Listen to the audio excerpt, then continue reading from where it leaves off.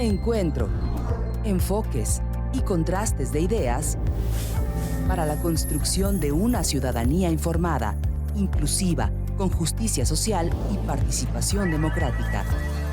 En voz alta.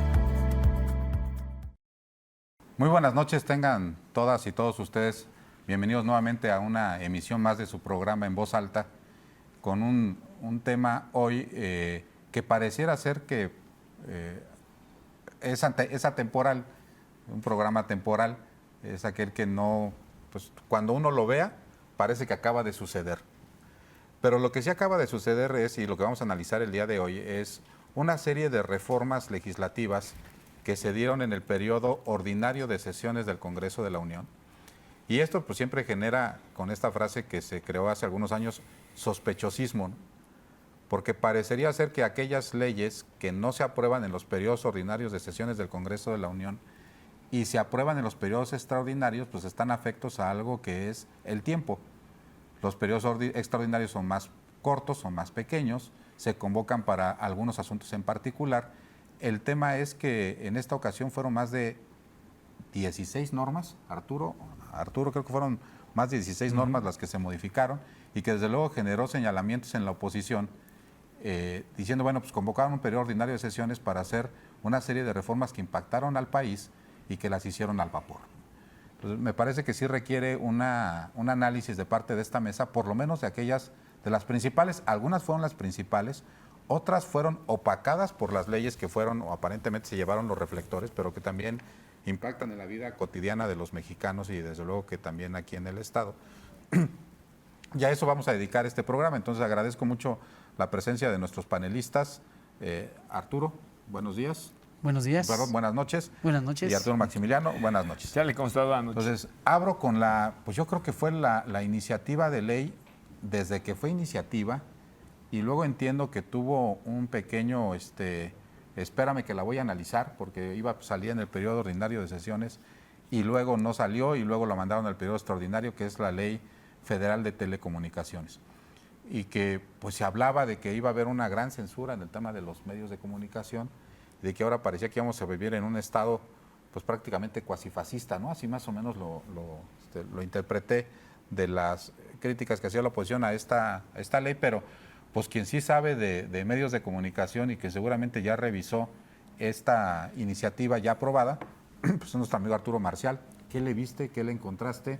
Sí vamos a estar en un periodo complicado de censura. Hay cambios positivos, no los hay, perjudica. ¿Qué análisis nos puedes hacer de esta ley? Gracias, Charlie. Pues bueno, primero explicarle a nuestra audiencia que esta ley tiene como propósito regular todo lo que tiene que ver con el acceso al espectro radioeléctrico de los medios de comunicación. ¿Qué quiere decir esto? El airecito que circula arriba de nuestras cabezas le llaman espectro radioeléctrico. Eso es administrado por el Estado mexicano. Y antes, es una de las principales reformas, esta administración de ese espacio aéreo, digamos, no por los aviones, sino por donde viajan estas ondas electromagnéticas que hace que usted nos vea en su casa, si no nos está viendo por internet y nos está viendo por televisión abierta o nos está escuchando por la radio, pues eso se llama espectro radioeléctrico. Eso lo administraba un órgano autónomo, que era el Instituto Federal de Telecomunicaciones.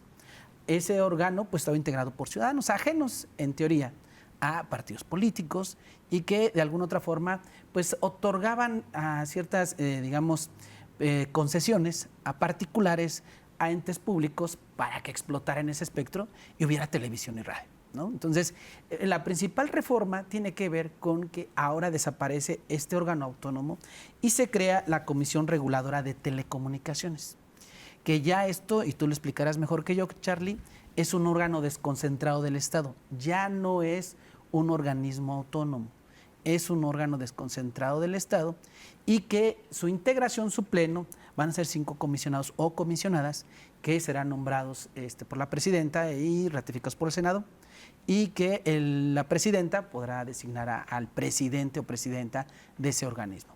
¿Esto qué quiere decir? Que el Estado retoma el control de la forma en la que se van a entregar estas concesiones. En palabras más, más coloquiales, ¿quién le va a dar permiso a Televisa, a TV Azteca, a EXA pues ahora una comisión. Esta comisión reguladora de telecomunicaciones que dependerá del Ejecutivo Federal. Es una de las principales modificaciones, Charlie y Arturo. Hay otras modificaciones que digamos que impactan en el trabajo de los medios de comunicación. Los medios de comunicación trabajamos bajo 3 modalidades, ¿no? Las concesiones, digamos, privadas, que son las concesiones comerciales, Televisa, TV Azteca, las radios comerciales que usted le prende, que venden papitas y que anuncian Sonrix, y que, bueno, yo no sé si ya creo que ya no existe esa marca, ¿verdad? Pero ¿cuál, tocayo? Sonrix, los dulces de mi infancia. No, bueno, casi digo Ricolino. Ricolino.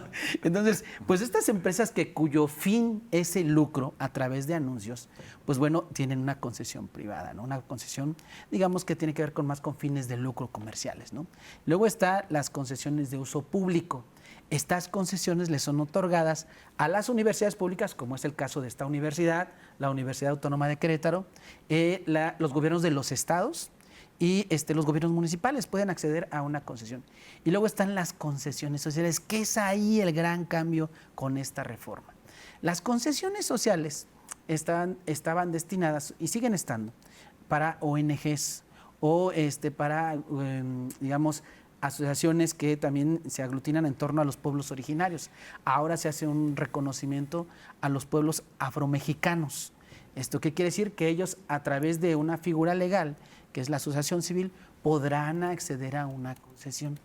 Y es ahí donde yo veo que es el gran plus de esta ley.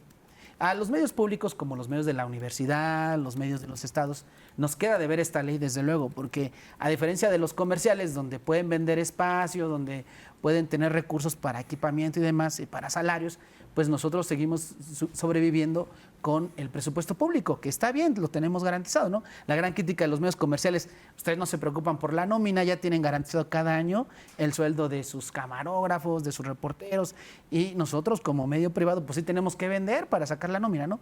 El tema es que sí hacen pautas y que les dejan digamos, ganancias muy jugosas. Pregúntenle a Televisa, TV Azteca todavía, ¿no? Digo que han ido disminuyendo, pero aún así siguen facturando unos cuantos miles de millones de pesos al año. Y en el caso de las concesiones públicas, que somos nosotros, pues solo operamos con el presupuesto público. Y ahora, que es el gran plus, en el caso de las concesiones sociales, pues ellos van a poder acceder. Fíjense, antes accedían al 1% para financiar su infraestructura y lo que sea, salarios y demás, del gasto que hacían los gobiernos federales, por ejemplo, en publicidad. La ley decía, el gobierno federal podrá destinar hasta el 1% de lo que gaste en materia de publicidad en los medios sociales. No, pues ahora le elevan al 10, lo cual es un brincotote y les ayuda bastante. Y bueno, ahí hay que tener cuidado y hay que tener, esta comisión reguladora de telecomunicaciones y la Comisión Nacional Antimonopolios, que es otra figura estas dos figuras se crean para tomar nuevas funciones que tenía el IFT. Y entonces tienen que estar pendientes porque fíjense, hay casos, no voy a decir nombre aquí en Querétaro, pero hay casos donde ciertos empresarios de los medios de comunicación agarran y adoptan las concesiones sociales, les pagan un dinerillo y explotan todo lo que implica tener una concesión social, además de lo comercial, ¿no? Entonces, esta comisión tendrá que estar bien atenta, ¿no? Entonces, pero sí que para la gente que hace de forma honesta su servicio de los medios de comunicación en materia de social, pues bueno, la verdad es que les va muy bien, porque podrán acceder hasta un 10%, ¿no? Podrá decir, bueno, pues, no sé, el último presupuesto del gobierno del Estado, ¿cuántos millones le criticaban que se gastó en los medios de comunicación, ¿no? Más de 1,000 millones en lo que va del sexenio. Pues imagínense acceder al 10% de 1,000 millones. Pues 100 millones, pues no es nada despreciable para los medios de comunicación sociales. En Querétaro hay muy poquitos. Entonces, les va a ir muy, muy bien a los medios de carácter social. Yo creo que esa es una de las grandes bondades, con sus cuidados que habrá que tener, que se le tiene en esta parte, ¿no? Y más yo creo que el tocayo puede ahí, más o menos. Pues mira, si me lo permite, Charlie, tocayo, yo quisiera irme todavía un poquito más atrás, que es este debate que se dio con respecto a la desaparición o no, en su momento, de los organismos autónomos, ¿no? Entre ellos la Comisión Federal de Competencia Económica, que en ese momento, ahorita ya no, estaba Es decir, la única facultad que no tenía en materia de competencia económica precisamente era la de telecomunicaciones, que la tenía el propio instituto, ¿no? Entonces está la comisión, por supuesto el IFT, y bueno, por supuesto se ha hablado también y desapareció del INAI, ¿no? Y entonces, bueno, el debate era si al quitarles esta condición jurídica, digamos, de organismos constitucionales autónomos que no dependían del gobierno federal, aunque sí eran órganos del Estado, pues se les quitara de alguna forma la eficiencia y sobre todo la autonomía para la toma de decisiones y volver de alguna forma al control del gobierno en turno, ¿no? Había características que aparentemente podían garantizar esa circunstancia, como era pues el nombramiento por un periodo transeccional en algunos casos, y por supuesto la inamovilidad, salvo que hubiera o concurriera alguna causa grave para poderlo separar y con un procedimiento que marca la propia Constitución y la ley. Entonces, ese era el elemento, digamos, de preocupación que al volverse, pues de nueva cuenta, organismos desconcentrados de alguna secretaría, en el caso de IFT, ahora la nueva Agencia de Transformación Digital, en el caso de la Comisión de Competencia Económica, ahora de la Secretaría de Economía, pues que entonces tuvieran a los designios de una política gubernamental sexenal y con una línea muy clara de quien tuviera el mando en el gobierno en turno, ¿no? Entonces, yo ahí todavía pondría un tema, ¿no? Porque se hablaba mucho y no discuto que esto no sea real, que hubo un antes y un después. Yo creo que sobre todo en materia de telecomunicaciones, a partir de la reforma del 2013, donde precisamente se crea este instituto y donde empezamos a ver algunas bondades en términos de la competencia, de la certeza de la inversión, pero particularmente algo que sentimos aquí en la bolsa. Bajó el costo de algunos servicios de telecomunicaciones, entre ellos, pues por supuesto, los celulares, ¿no? Sí, claro. Sí creo que para muchos de los que... No solamente no subió, sino que bajó. Bajó, además bajó. Yo creo que hay muy pocas cosas que podemos decir en esta economía que han bajado. Normalmente es la naturaleza, ves que la tendencia es al incremento que conocemos como inflación, ¿no? En algunos productos más, algunos servicios más, otros menos, ¿no? Pero ese es, digamos, que el precedente es que había funcionado la comisión como un organismo autónomo, constitucional autónomo. Si esto, Charlie, tocayo, nos gusta para tesis, para algún, no sé, algún estudiante de alguna especialidad jurídica o económica, yo me quedo con la duda. No digo que no haya funcionado la figura de este organismo constitucional autónomo, pero la hipótesis que yo tengo es que lo que funcionó fue el marco jurídico. Es decir, lo que genera estas bondades es el marco jurídico. Y si una comisión que no necesariamente es autónoma, sino que ahora regresa a hacer lo que fue hace tiempo, que es un órgano desconcentrado, va a perder realmente esta capacidad de seguir e inclusive de mejorar, porque hay algunas cosas que mejorar, disposiciones que están en el marco jurídico y que simplemente te conviertes en el mismo órgano regulador, pero ahora pues con un ascendente, ¿no? Que tienes la propia Agencia de Transformación Digital y la agencia tiene en este esquema de delegación de facultades pues la propia Presidenta de la República, ¿no? En la Presidencia de la República en general. Entonces, se habla, por ejemplo, de disposiciones que puedan garantizar esto que es un derecho ahora constitucional, que es el acceso al Internet, con todas las modalidades que plantea la propia Constitución. Estamos hablando también en términos de la radio, pues también la radio pirata. No se han detectado entre 200, como son piratas, no saben si es...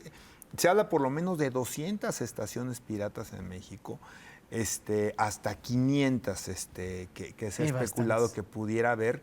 inclusive con fines de orden ilícito, ¿no? No solamente en términos de comercializar algo que no debas comercializar, sino que lo que transmites tiene otro tipo de objetivos que se suman a esta red de hasta estaciones de brujos y eso. Nosotros aquí en la sierra hace poco detectamos una. Ah, mira, pues bueno, ya me das una, y de esas, y de ahí para peor, ¿no? De los temas de los contenidos, que ha sido algo que también está ahorita en el debate, ¿no? Pero que sí se habla mucho de los derechos de las audiencias, sin que tengamos que caer en un tema de censura, pero sí evidentemente pues que haya un respeto también justamente a las audiencias y que exista un organismo público que se encargue de defender justamente esos derechos. Y me parece que en esos términos la ley, el marco jurídico, que me parece que es lo más relevante, pues está afinándose después ya de 12 años de haberse generado este nuevo marco que, insisto, ha funcionado y que me parece que todavía, si lo afinamos, puede funcionar mejor. Yo solo lamento una cosa de la ley, habrá alguna otra que ahorita vayamos a discutir más de fondo, pero y que no le entiendo, a ver si alguien me lo explica. Cuando dice quiénes no podrán ser comisionados, entiendo parcialmente, es más, voy a ponerla en que no la entiendo. Secretarios de Estado, diputados federales, senadores, no me hace sentido. Y voy a decir por qué no me hace sentido. A mí me hace más sentido lo que dice que no podrás haber trabajado para una de las empresas reguladas, ¿no? En el caso de telecomunicaciones, para una gran empresa telefónica, o en el caso de competencia económica para cualquiera que esté ahorita en un proceso donde se esté discutiendo justamente si lleva a cabo alguna actividad monopólica, ¿no? En fin, ¿no? Una concentración justamente de mercado. Pero, a ver, ¿por qué el presidente de la Comisión de Radio y Televisión del Senado o de Telecomunicaciones, no recuerdo si hay comisión de telecomunicaciones, no puede ser comisionado? Yo diría que todo lo contrario. Por la experiencia. Por la experiencia, exactamente, por la profundidad en el conocimiento de los temas. Yo creo que ahí ponderan, Tocayo, perdón que te interrumpa, pero yo creo que ahí ponderan el tinte político, ¿no? Porque, o sea, sí es cierto, o sea, la verdad es que la experiencia está. Y en materia legislativa, pues yo creo que el mejor taller que tienes es el Congreso, ¿no? Claro. Desde luego. Pero lamentablemente el antecedente histórico de nuestra clase política es que son rapaces, Arturo. O sea, se apropian de los espacios que creían ser más técnicos, Tocayo. A ver, si mal no recuerdo, el INE no tiene esa prohibición. Pues debería, no. No, estoy de acuerdo que debería, Tocayo. Estoy de Tocayo. acuerdo que debería. Es que esos que en la espacios práctica sea prácticamente inviable que llegue una persona con... No recuerdo si cambió, pero en un principio, cuando estamos hablando del 2000, por ahí del 2012, 2011, no era una prohibición ser militante de un partido político en un órgano que sí debe tener una neutralidad política. En Estados Unidos, estas comisiones que tienen sus pares, creo que la FCC y alguna otra, está contemplado inclusive la pertenencia partidista, no como una prohibición, sino que no debe rebasar cierto número para que tampoco se cantee tanto hacia una tendencia, llámala conservadora o liberal, ¿no? Pero a mí sí me extrañó muchísimo que la experiencia que pudiera haber en algún funcionario, por formación académica, por práctica y ambas, pues quede hecha a un lado cuando a mí no me parece que hay. Porque puede haber inclusive legisladores que no sean militantes de partido. Podrían ser independientes. Son los sacrificados. O podría ser funcionarios públicos que tampoco tengan ninguna liga partidista. Pero bueno, en fin. Yo tendría mi teoría de explicar en 30 segundos, que es... pues mandas una iniciativa al Congreso de la Unión diciendo que la reelección se acabó. ¿No? Eso ya está. Ya no nos metemos con el tema del nepotismo, pero la reelección se acabó. Entonces, ¿qué va a hacer cuando cambie la siguiente legislatura y tengas pues prácticamente 500 funcionarios públicos sin trabajo? Y luego va a cambiar el Senado y vas a tener 124, ¿no? Entonces, ¿qué es lo que Pero haces? caben bien poquito, Charlie. Son 2 comisiones, le das chamba a 10. Entonces dicen, bueno, oye, pues para no hacer la presión acá, pues de una vez ponle que no, que tú, que vas a aprobar esta ley, ni voltees a ver para acá. Ni te hagas ilusiones. Ni te hagas ilusiones, ¿no? Entonces, a lo mejor puede ser una explicación más pragmática. Quizás no es lo más de fondo del análisis de la ley, pero me llamó realmente la atención, ¿no? Porque creo que hay que privilegiar la formación, el expertise y obviamente pues inclusive, ¿por qué no el haber sido a lo mejor en su momento los autores de una nueva regulación que quien mejor la conoce? Porque estos procesos legislativos se vuelven maestrías express, pero verdaderamente de fondo. Sí, es lamentable. Yo creo que sí sería muy bueno capitalizar la experiencia de un legislador en esa materia, pero yo creo que aquí se primó lo técnico. Y en mi juicio yo difiero del tocayo Arturo, en mi juicio estos espacios sí deben de estar ocupados por técnicos, porque si no luego tenemos en el ámbito gubernamental, burocrático sobre todo, a políticos tomando decisiones que no tienen conocimiento. Pudiera ser el caso que llegue un diputado que trabaja en la comisión, ¿no? Pero en este caso yo creo que están cerrando la puerta a todos. Es que sí está ese requisito de tocayo. Y se llevaron ese tema, ¿no? O sea, sí está el requisito en ambos casos, tanto en la Comisión Nacional ahora de Competencia Económica como en la nueva Comisión Federal de Telecomunicaciones, sí está el requisito de que se acredite la expertise en la materia. Lo que está adicional en otra fracción es la prohibición. Me llama la atención, pero bueno, no sé si iba con dedicatoria. A lo mejor alguien por ahí andaba emocionado y dijeron, pues ciérrale la puerta. Va si es censura, no es censura. No, fíjate, es de las cosas que yo creo que nos quedó de ver esta ley. Va el lado, no oscuro, digamos, ¿no? Pero yo creo que pudimos haber avanzado, pero por miedo a temas como el de la censura, Morena y la 4T no se aventaron un pendiente que yo creo que lo habrán de sacar en otra ley, no lo sé, pero yo creo que falta entender el análisis del consumo de información. ¿Cuánta gente nos ve aquí en televisión abierta? ¿Cuánta gente escucha la radio ahora? ¿Y hacia dónde va el consumo informativo, de entretenimiento y cultural? Hacia el Internet. Y creo yo que es ahí, seguramente, la justificación será, no lo tocaron en esta ley y lo van a tocar en otra. No hay una censura previa, digámoslo así, Charlie, con la gran preocupación de los que se alarmaron porque íbamos a tener un Estado censurador. No viene ya en la ley. Bien, ciertos requisitos que sí se tienen que atender, si eres, digamos, concesionario de una televisión pública o comercial, por ejemplo, la difusión de información de otros países, por lo que pasó con los spots de Donald Trump y estas cosas, ¿no? Entonces, eso viene bien claro, que no es censura, es más bien una cuestión de soberanía, yo incluso diría.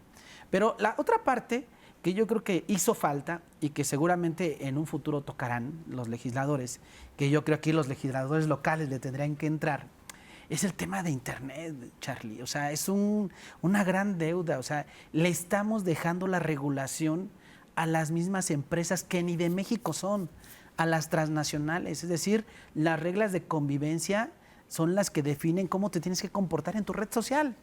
Entonces, cuando el Estado mexicano tendría que tener un pie ahí, o sea, y tendría que tener impacto. Claro que hay ya ciertas disposiciones, ¿no? Por ejemplo, en materia de el uso de la imagen, ¿no? Algunos delitos, alguna parte del Código Penal que sí está ya contemplando, ¿no? Que si se mueven en Internet imágenes tuyas privadas, sin tu consentimiento, los famosos PAC y estas cosas, pues sí, órale, tiene consecuencias penales, ¿no?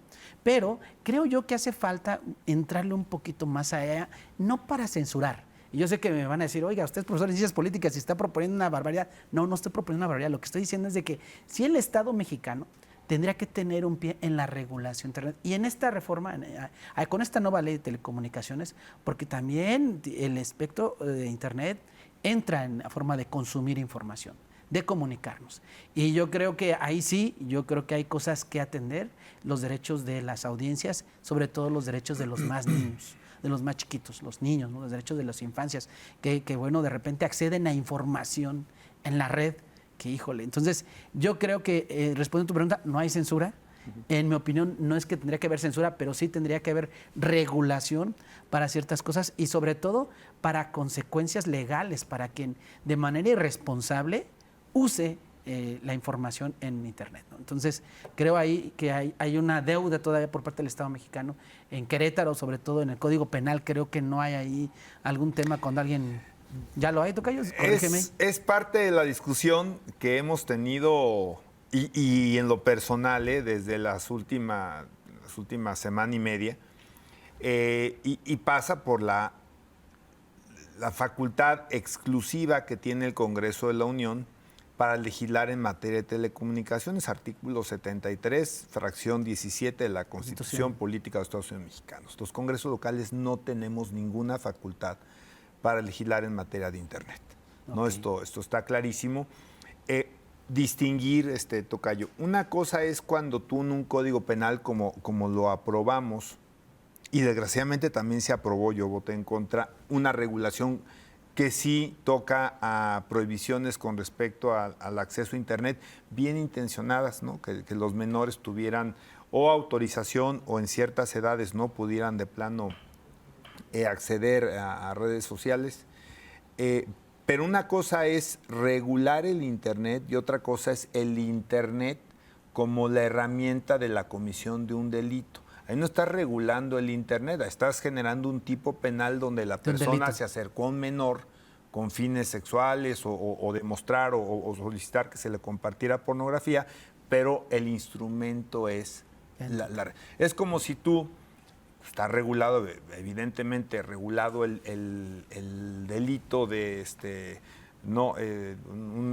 el homicidio, ¿no? Está regulado. No está regulando el arma. El arma es el instrumento, ¿no? Está regulando el hecho del homicidio, ¿no? Entonces, es lo mismo. O sea, no podemos nosotros tener esa regulación, pero estoy de acuerdo contigo.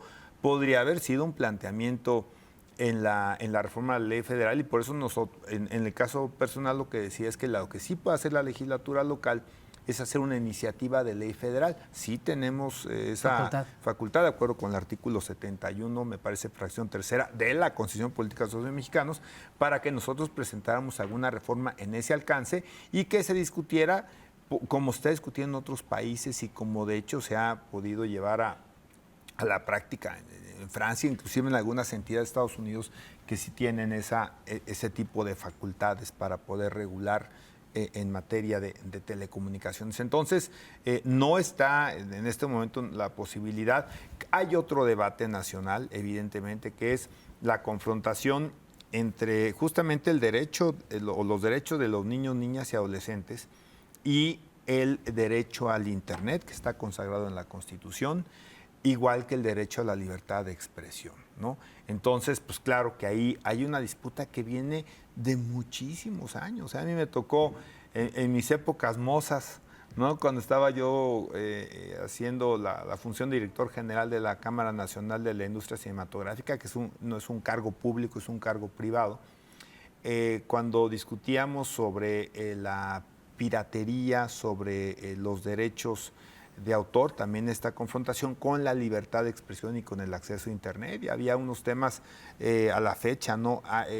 Algunas iniciativas a nivel internacional conocidas por su nombre como ACTA y SOPA, y no se pudo regular, aún buscando proteger los derechos de autor, aún buscando inclusive no lastimar temas de orden económico, no hubo manera porque hay grupos importantes muy vocales, ¿no? que tienen un peso específico y que han privilegiado sobre todas las cosas el acceso a Internet y la libertad de expresión.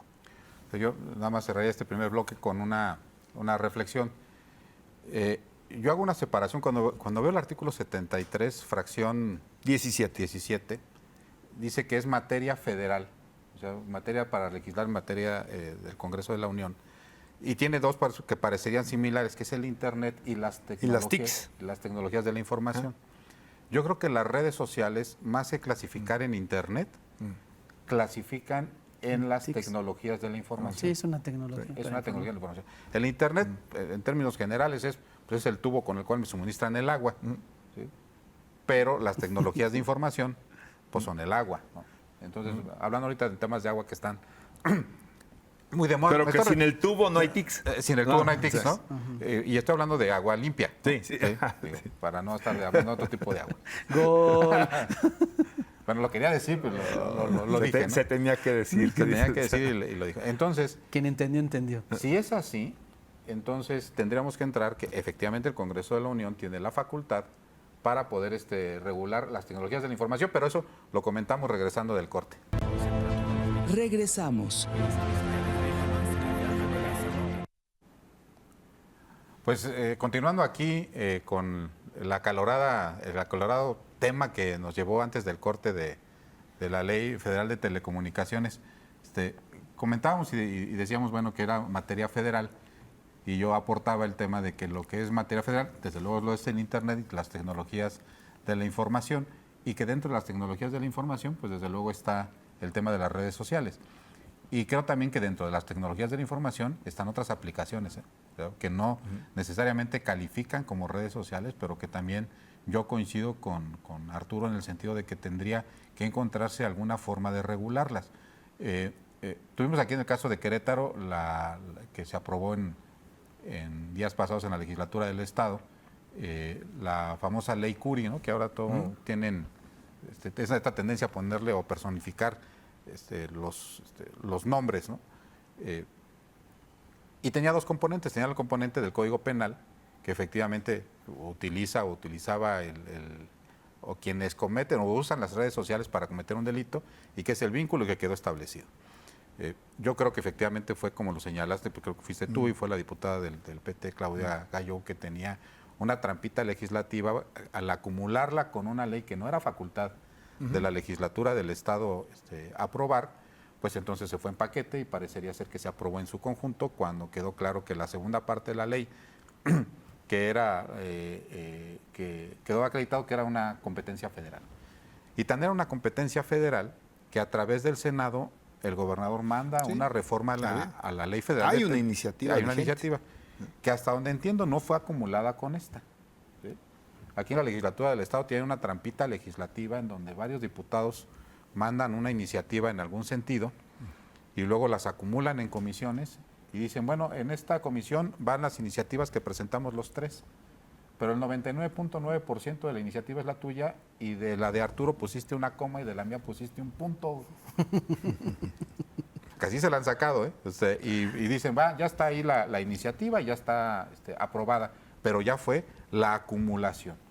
¿Pero qué quiere decir? Que ya quitan de la fila de las leyes formadas la que presentó Arturo y la que presenté yo.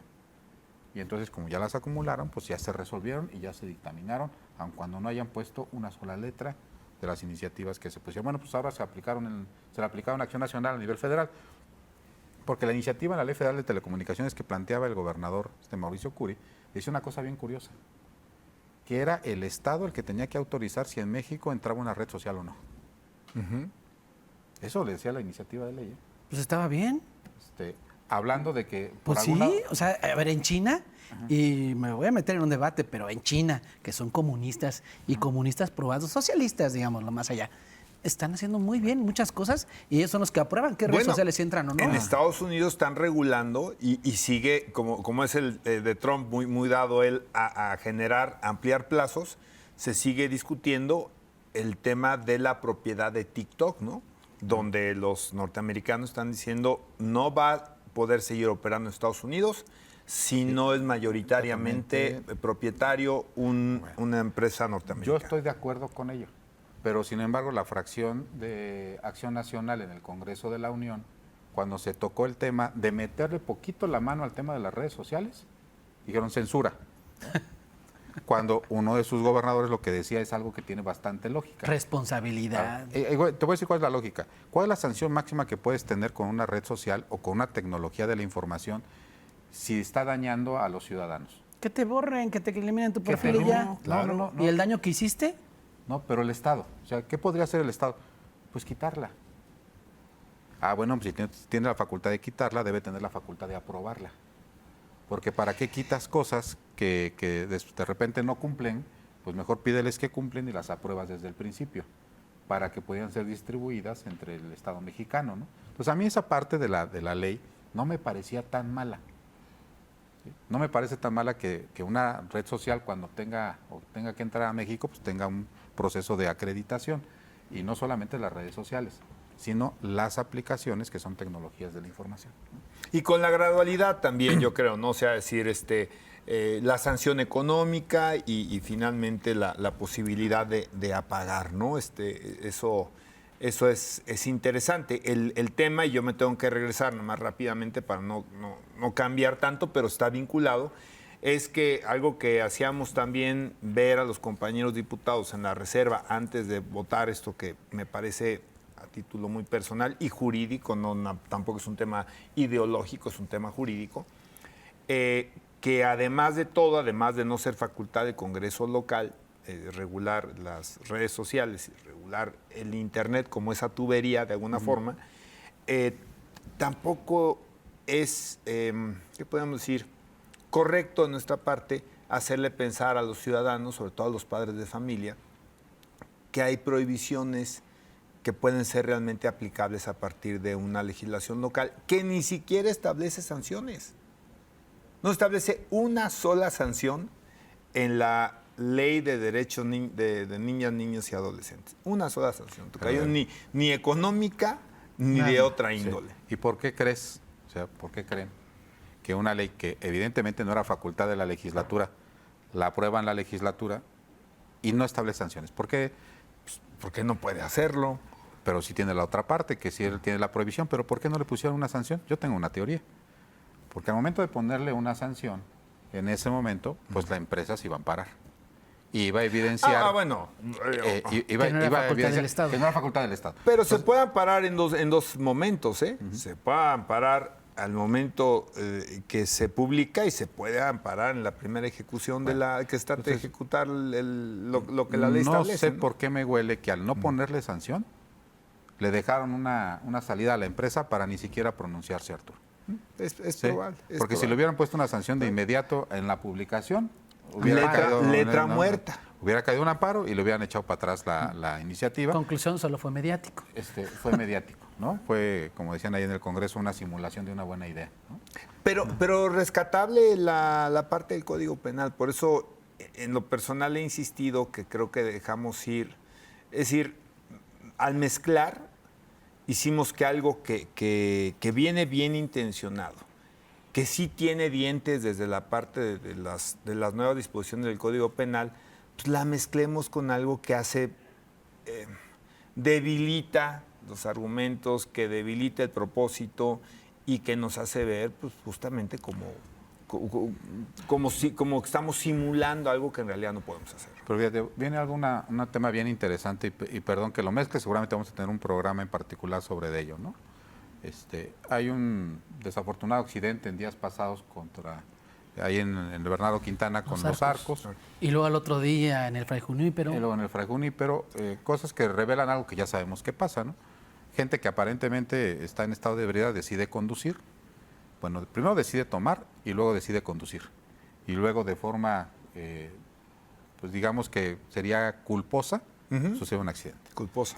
Y luego sale un presidente municipal a decir, hay que generar un nuevo tipo de delito.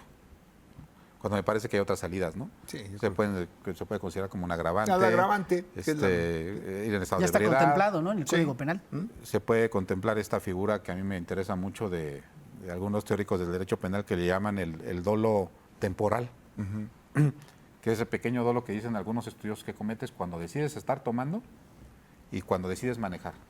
Es el pequeño dolo. Es el dolo que tiene una temporalidad que ocasiona una acción que pudiera considerarse culposa, pero que por acciones previas puede considerarse que puede ser dolosa.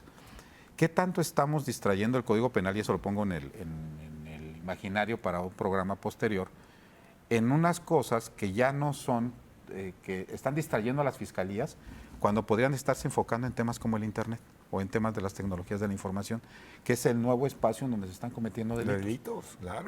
Fraudes. No, los fraudes. Es la herramienta natural. El mayor porcentaje de los fraudes hoy se cometen precisamente a través del Internet. ¿No sería momento de hacer una revisión exhaustiva del Código Penal, junto con la Fiscalía y junto con los jueces que imparten justicia penal, para saber si la puedes aligerar y a qué leyes las puedes mandar? Algunas de las que hoy son faltas cometidas como penales y que ameritan que son una pena corporal, que están distrayendo de más a las fiscalías para no centrarse en el verdadero espacio donde hoy se cometen los delitos, que es a través de la computadora, ¿no? Pero bueno, lo dejamos ahí sobre el sobre que el está tintero. vinculado. De hecho, yo ahí sí creo que no nos estamos desviando tanto, porque claro que hay ahorita una discusión sobre las competencias, pero en la realidad, insisto, hay que separarlo como la competencia regular del Internet, pero también entender esta parte de el Internet y las redes sociales como herramienta de comisión, en este caso, de delitos, ¿no? Y que seguramente en otras leyes locales pues tendrá cabida que se haga un análisis de este fenómeno de las redes sociales, bueno, previo obviamente al Internet y por supuesto la inteligencia artificial.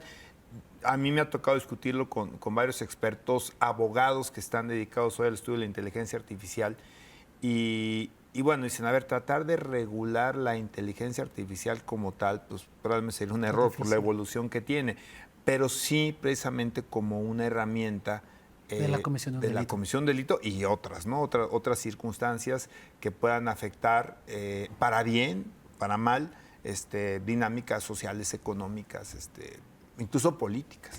Pero a mí, yo desde luego no soy especialista en derecho penal, quizá habrá que consultar a algunos, pero me queda la duda o la pequeña duda si esto no más bien tendería a ser una materia federal.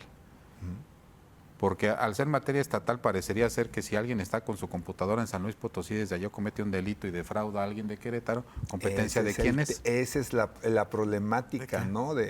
O sea, ¿de quién es? Sí. Y si eso en vez de ponerlo en los códigos estatales, en los códigos penales estatales, en vez de generar una ayuda, no genera una distorsión. A ver, aquí al contador no le voy a enseñar yo esta parte. Por eso la discusión de los impuestos globales, ¿no? Porque ¿quién causa el impuesto, no? ¿De dónde es la empresa? ¿Dónde está su base de datos? ¿Dónde está el servidor?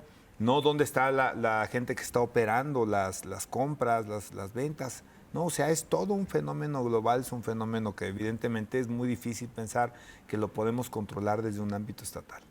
Pues yo creo que ahí podría ser un gran tema de discusión, porque si no, mira, los códigos penales van a terminar siendo verdaderos libros como los códigos fiscales. Sí.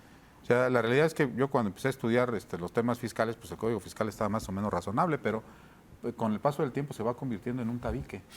Y también hay otras tendencias. Sería muy bueno invitar a los penalistas, ¿no? Porque también hubo la tendencia, y yo creo que debe subsistir, de lo que llaman el derecho penal mínimo, ¿no? Donde en lugar de hacer estos librotes, estos catálogos de delitos, puedas trasladar algunos de ellos que no tienen el impacto hacia la sociedad, los puedas trasladar justamente a las sanciones de orden administrativas, inclusive por las autoridades municipales, ¿no? O en algunos casos estatales, pero que no entren dentro de la clasificación de delitos con todo lo que conlleva el procedimiento penal, sino que entren dentro del área de las sanciones administrativas. Bueno, a eso me refería, o sea, es cómo hacemos un código penal que no sature a las fiscalías de una serie de denuncias que presentan los ciudadanos, en efecto, porque ven que está el tipo penal establecido en el código y que la saturan cuando podrían ir en la vía administrativa o podrían dar lugar para grandes resarcimientos de daños a través de la vía civil, Sí.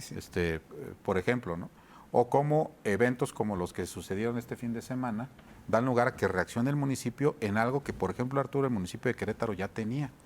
El municipio de Querétaro ya había creado una dirección de auditoría policial y esa dirección de auditoría policial ya había hecho recomendaciones muy claras sobre el tema del alcoholímetro.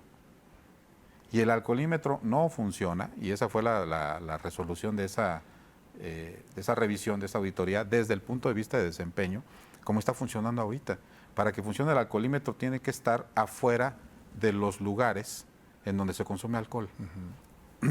Y debería tener la autoridad municipal facultades para poder impedir a alguien que está en estado de ebriedad, inclusive entregarle su vehículo. Y que las redes sociales, hablando de este tema tan relevante, que es salvar vidas o tratar de evitar justamente accidentes de consecuencias fatales o situaciones que son ya se quedan como daños permanentes, las redes sociales también son elementos que sirven a veces para detectar cómo evitar justamente llegar a estos alcoholímetros, porque al no estar precisamente afuera del lugar donde se consumen bebidas, pues entonces es más fácil probablemente que los puedas esquivar, hombre.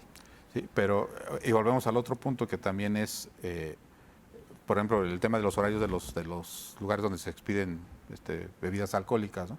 quien se cierra los temprano, ¿no? Pero cuando los cierras temprano, lo que sucede es que la gente se va a otro lado y se va manejando en estado de ebriedad en otro lado. Y hay otra teoría que dice, bueno, pues ciérralos tarde, porque al estar tarde, pues ya no se movilizan y ahí se quedan, ¿no? Entonces me parece que ahí pues hasta sírveles después algo de desayuno que pueda minorar la carga.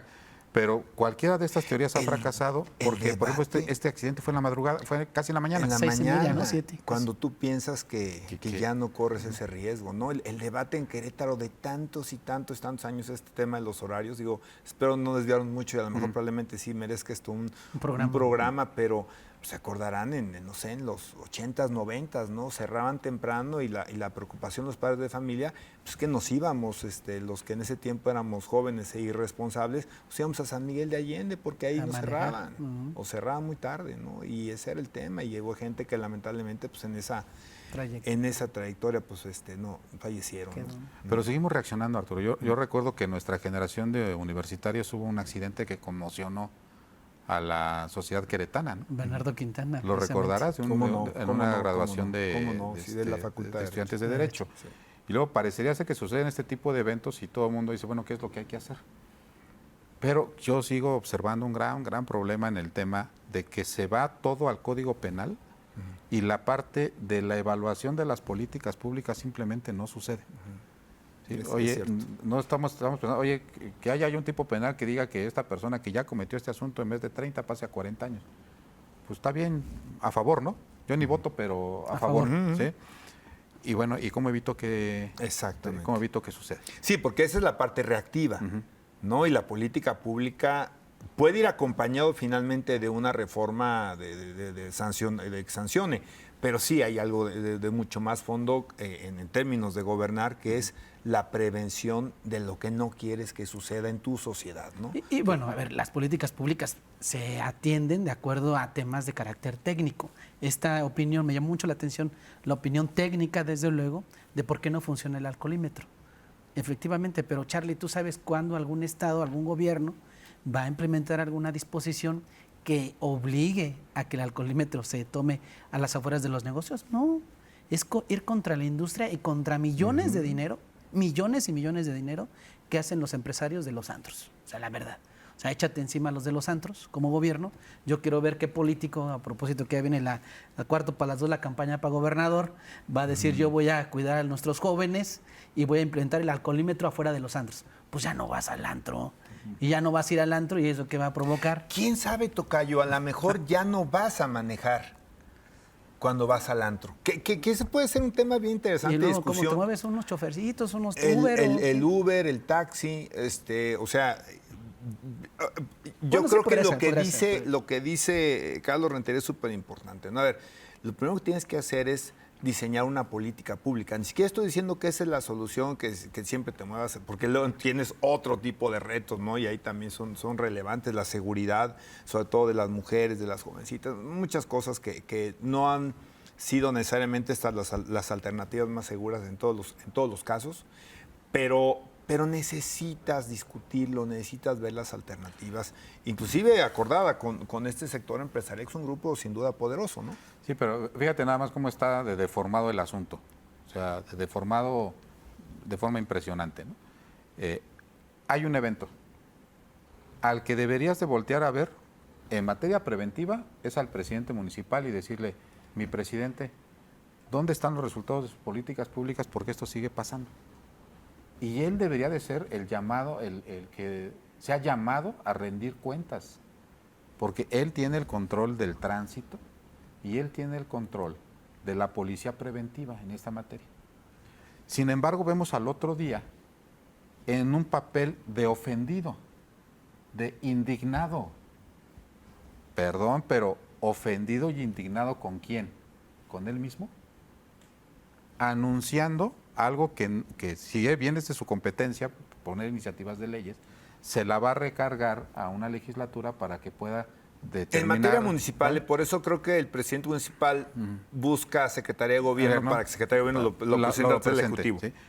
Pero una iniciativa de ley, o sea, perdón, es una de las herramientas de la generación de una política pública, pero me parece que en este caso no es la solución. Yo lo que quisiera abonar ahí, Charlie, es que de repente me parece que ante temas tan graves, tan delicados y tan lamentables, me parece que a veces el planteamiento de soluciones y de reformas, la ley, que sin duda algunas serán necesarias, pero no parten precisamente de sentarse a una mesa a hacer estudios más serios, de los porqués, y entonces sí hacer propuestas en materia de acciones de orden administrativo, de acciones legislativo. Eso creo que es lo relevante, ¿no? Sentarnos para que realmente tenga un impacto de fondo en lo que queremos evitar que pasen este tipo de cosas, ¿no? Y hablando de tecnología y todo, oye, ¿cuánto nos falta pensando en esta posibilidad de que el día de mañana no tengamos este tipo de situaciones y que pueda haber alternativas para moverse seguro sin manejar para los autos autónomos? Y otra pregunta para los alcaldes en general, sobre todo la zona metropolitana. ¿Cómo nos estamos preparando, si nuestra ciudad está preparada para empezar a recibir eso que ya está funcionando en varios lugares aquí del vecino país? Ya hay una flotillas importantísimas en número de autos ya autónomos, ¿no? Con todas las discusiones que genera, etcétera, ¿no? Bueno, pues le agradecemos, perdón, el favor de su presencia. Si tenían dudas si este programa estaba grabado en vivo, pues envejeció con otro tema, ¿no? Sí. Empezamos con un tema y terminó en otro, perdón, pero fue muy apasionante. Yo creo que esto da para más. Yo creo que hay que echar una revisada desde el término de las políticas públicas preventivas. Más allá, Arturo, de la clásica que también salen las autoridades a decir, vamos a hacer campañas de concientización con los jóvenes. Eso sí está bien, ¿no? Y yo creo que eso debe de existir, pero lo que debe ser es que todo lo que estamos haciendo está funcionando o no.